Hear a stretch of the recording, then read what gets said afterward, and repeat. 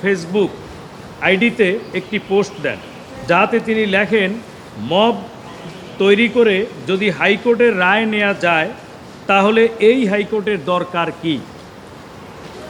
তার এই বক্তব্যের প্রেক্ষিতে বিগত 24/5/2025 তারিখ সুপ্রিম কোর্টের অপর এক বিজ্ঞ আইনজীবী জনাব মোহাম্মদ জসিম উদ্দিন সার্জিস আলমকে একটি কন্টেম্প নোটিশ প্রেরণ করেন এবং সেই নোটিশে বলা হয় যে নোটিশ প্রাপ্তির 2 ঘন্টার মধ্যে সার্জিস আলমকে বাংলাদেশের মাননীয় প্রধান বিচারপতির নিকট সুপ্রিম কোর্টের রেজিস্ট্রার জেনারেলের মাধ্যমে নিঃশর্তভাবে লিখিত ক্ষমা প্রার্থনা করতে হবে এবং সংবাদ সম্মেলন করে জাতির উদ্দেশ্যে জাতির কাছে নিঃশর্ত ক্ষমা প্রার্থনা করতে হবে।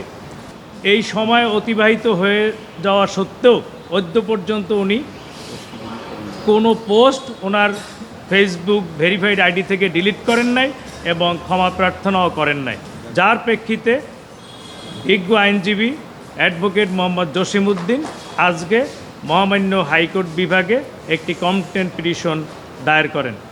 এই পিটিশনটি আগামী সপ্তাহে আমরা কনভিনিয়েন্ট কোর্টে শুনানি করব। প্রাণ কফি ক্যান্ডি, কররা কফি, কঠিন স্বাদে, হাইকে বলো বাই।